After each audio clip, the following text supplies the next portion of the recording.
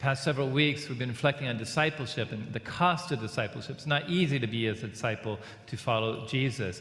Jesus tells, at a dinner banquet, he told the host that he invited the wrong guest. He should have invited not friends and family, but the poor, the crippled, the lame, the blind, the people who could not repay him. In other words, to be socially mobile downwards, to associate people beneath him, below his class, below his station. And that disciples, even today, are to lead the way across the divides, across class, across race, across religion, and to associate with people not like us, that are people like below us, because that's what Christ did.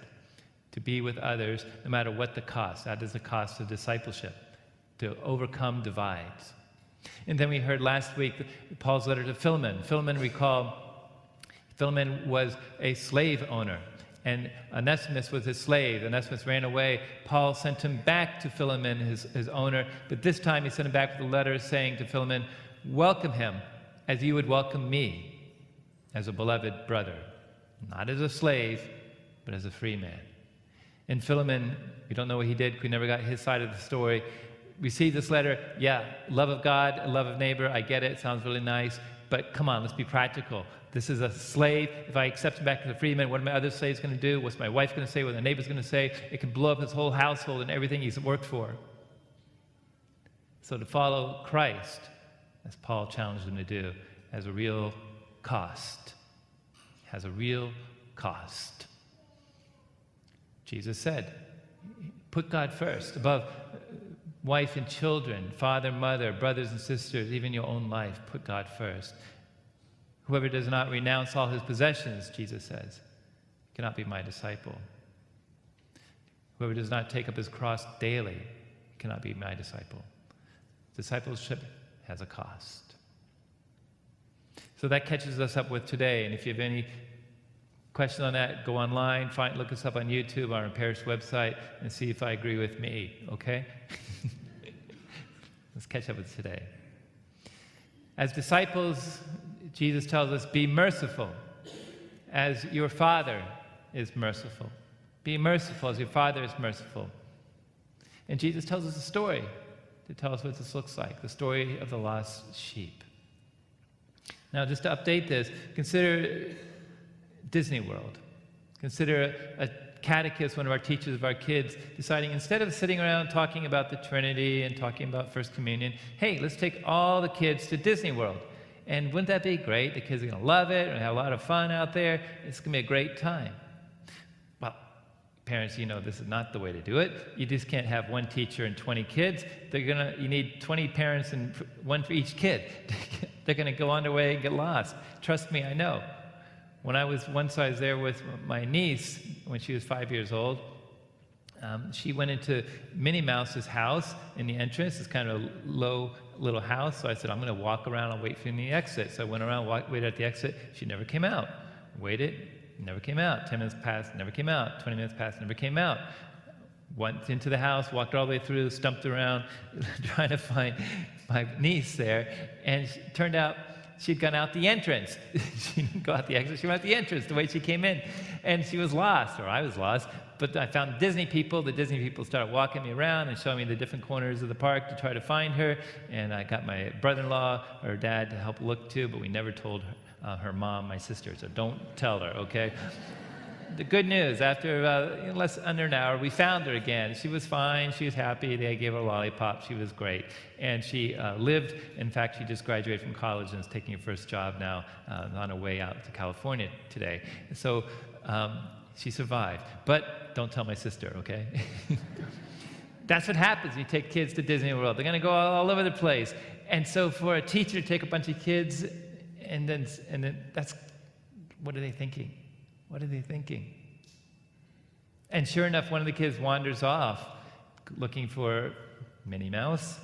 You know, Mickey's had his day. Find Minnie Mouse and wanders off. And the teacher goes nuts. Like, oh my gosh, I got to find that kid. I got to find that kid. Now, the sensible thing to do is what I did. Is to find a Disney person with a little badge and say, I lost a kid, help me out. And they get on the walkie-talkies, we're looking for another kid. Like there's millions of them, but they'll find him and get help. And then swear all the kids to secrecy. Don't tell your parents what happened, okay? This is what happens at Disney stays at Disney. But that's not what the shepherd did. The shepherd, as Jesus told the story, went after that lost sheep, and leaving the others behind, so driven with desire to find a lost sheep, forgetting the others, finding that lost sheep. And then we found it, didn't yell at him, say, "You dumb sheep, you ruined my day, you got me in trouble, blah, blah, blah." No. With joy, scooped up that lost sheep, put him on his shoulders, and carried him home. And then got everyone together, announced to everyone, "Hey, I lost my sheep, I found them. Isn't that great news? Like, I'm a bad shepherd, I lost my sheep. I'm going to tell the world." But just overcome with joy. Overcome with joy. Like some crazy teacher going after that kid and forgetting the other ones and finding them somehow, making it all work out. That's what God does. That's what that shepherd does, that's what that teacher does, because that's what God does. That's how God is for us. Drops everything to find you. To find you. Just like the sheep up here with one missing, that's the one God cares about the most. The one missing. Well, we have a special word in the English language for a person who does something that does not make sense, and it goes beyond reason what they do, and it's spelled C-R-A-Z-Y. Crazy. When you do something that makes no sense, like take all the kids to Disney World and without any other help, that's crazy. And you leave 99 sheep to go find just one, and then you're happy about it, that's crazy. But that's who our God is. He's crazy for you. I told the story once at a school mass, and the next day one of the parents came back to me and said, Father Dave, what did you tell them exactly at school mass? He says, well, we talked about the story about the lost sheep. He says, yeah, I asked him what happened and what did he learn at school today? And my little boy told me, God is crazy. That's what a Catholic education will get you. That's part of it. That's only half of it. The other half is this. God is crazy with love. What else will make God so crazy for you? Just love. Why does God forgive you? Because he loves you. Why does God seek you out? Because he loves you. Why does God give his own son? Because he loves you. The cost of discipleship is high. So high. God doesn't want just a little bit. He wants everything from you. The door is narrow, but it calls you to enter through that door, to renounce everything, all your possessions, all that matters for him and his people. To follow him as Christ and follow Christ. In other words, to be a little bit crazy. Be a little bit crazy for others with love.